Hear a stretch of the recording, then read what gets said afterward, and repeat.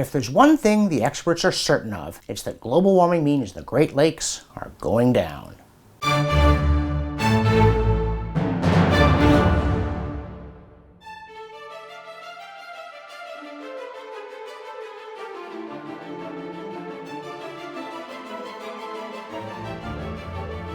(1996). The potential impacts of climate change are significant. The warmer air temperatures and higher rate of evaporation and evapotranspiration increases moisture loss, decreases runoff, and leads to a decline in lake levels. 2000. The warming effects of climate change pose more of a threat to the Great Lakes than commercial water exports, says Environment Minister David Anderson. Computerized climate models show lake levels could fall by 1 meter or more over the next 50 years. 2007. Global warming may drop Great Lakes water levels. Water levels could take a big drop as the Earth gets hotter. 2009. Big climate change headed Michigan's way, study says. The state could see warmer temps, lower lake levels.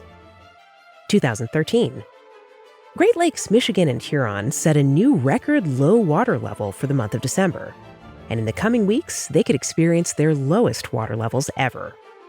It's becoming certain that, like the rest of the country, the Great Lakes are feeling the effects of climate change. 2017.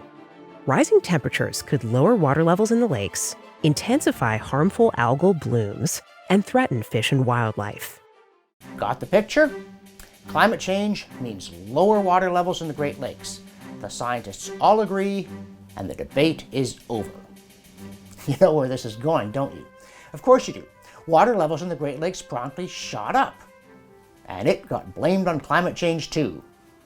As usual, the scientists all agree, and the debate is over. Again. Of course, the media had no trouble finding an expert to tell them it was due to climate change. It happens all the time. The term climate change gets stretched to mean anything and everything, and no matter what happens, the alarmists claim it's exactly what their theory predicted, though they never seem to predict it ahead of time. If the water turned purple, they'd say told you so. They'd also say it was the end, because no matter what happens, it's always bad, even when it's the opposite of what they predicted and indeed warned about. As in this case, we were warned that declining water levels in the Great Lakes would be a disaster. Then they went up, and we were told it was a crisis. So if you live near the Great Lakes, you better get used to constant crisis, because water levels go up and down, sometimes by quite a bit, and always have. I know, I was there. When I was a kid, we spent what felt like 43 hours a day in the blazing sun clearing reeds off the new beach near our cottage, and the next year the water levels went up, and we haven't seen that beach since. As a matter of fact, we know perfectly well that changing water levels in the Great Lakes aren't new, and they aren't the result of climate change. And now, a word from our sponsor. And that's you, because the Climate Discussion Nexus is supported by ordinary Canadians who want to see more common sense, more logic, and more facts in the discussion on climate change, and less yelling. If you want to help us, subscribe to our YouTube channel, go to our Patreon page, make a pledge, become a monthly sponsor. Now, back to our regularly scheduled programming.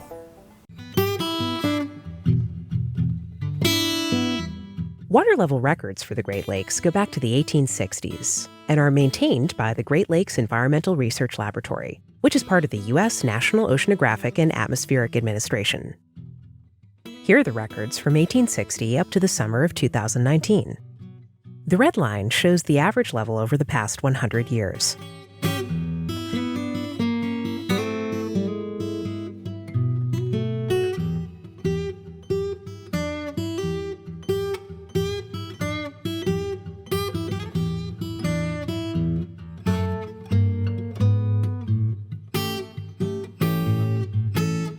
It's pretty clear that lake levels go up and down.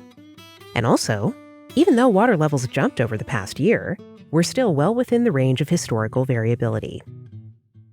In fairness to the scientific community, many actual Great Lakes experts have been cautious over the years about making predictions. For instance, in this 2012 National Geographic article, they discuss a scientific report that conspicuously did not say climate change would mean rising or falling lake levels. Lake levels are likely to continue to fluctuate, but still remain within a relatively narrow historical range. While lower levels are likely, the possibility of higher levels cannot be dismissed. Low lake levels are not a new normal, one expert said. We expect to see lake levels fluctuate, as we have in the past. By and large, it's not scientists. It's non-scientist alarmists who claim to speak for the scientists and indignantly shoosh non-scientist skeptics who keep telling us what the current scientific consensus supposedly is.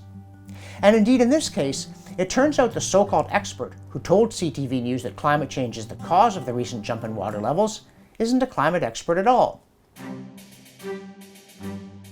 The CTV interviewed Blair Feltmate, a professor at the University of Waterloo and the head of the Intact Center on Climate Adaptation. According to his website, prior to joining the University of Waterloo, he was the vice president of the Bank of Montreal. And prior to that, he was director of sustainable development at Ontario Power Generating Corp. He's also a partner in an investment management firm. He sounds like a smart guy, but he's not a hydrologist or a meteorologist. So why is he being presented to the public as an expert on these things? And where's the warning label about a conflict of interest? You see, we've encountered the Intact Center before in our video series. In our item on urban flooding, I told you about how the CBC ran a story saying that rainfall events that used to happen once every 100 years now happen once every 6 years.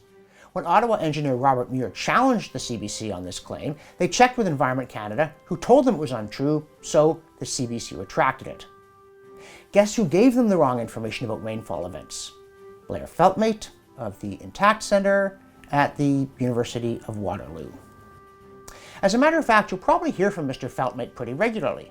He boasts on his website that he appears in the media over 100 times a year.